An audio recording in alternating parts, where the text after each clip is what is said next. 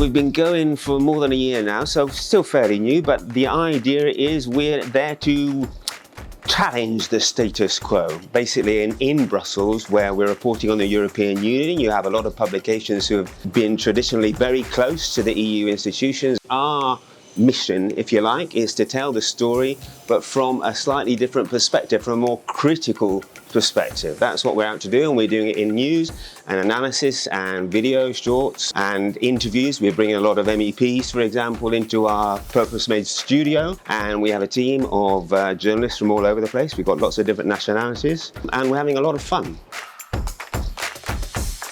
There's an ongoing story, which is the Green Deal. I don't know if you've come across it, but this is a move towards, well, the environmental move towards lots of different kinds of technology and dumping polluting fuels. And the question mark now is it always worthwhile? Is it working? Is it a con? There is an increasing body of evidence that the legislation that's in place not only is not hitting its target, but might actually be making things worse. Now, that's a generalization, but obviously we're drilling down into lots of individual topics. Free speech is another one. There's a EU legislation which is basically a clampdown on free speech.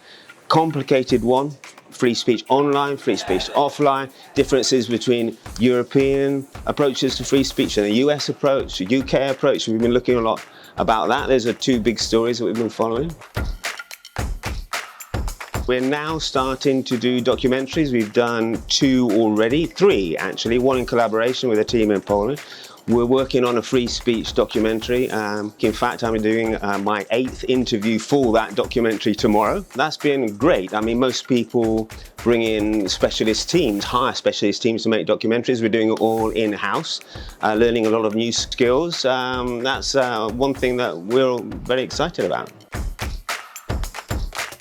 We're on the socials, but it's a website with a weekday newsletter. So 5 days a week. That's the main product. I mean, in terms of how people are actually coming across our content, I think increasingly it is the newsletter. We're doing a lot better now on YouTube in particular. We're still experimenting. Obviously, we're only a year and a bit in.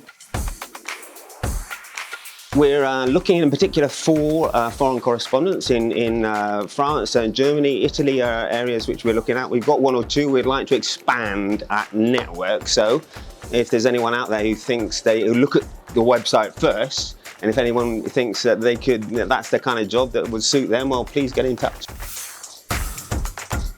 Filing regularly on stories that other publications were not necessarily covering, taking a different angle on the news. We're also branching out into sort of more cultural subjects on the basis that politics might be downwind of culture. You might have heard of that before. But anyway, that's basically it. Maybe a regular 5 stories a week, perhaps, something like that. And the possibility to do longer pieces and video pieces as well. So we're on the lookout for someone who's multi-skilled and keen.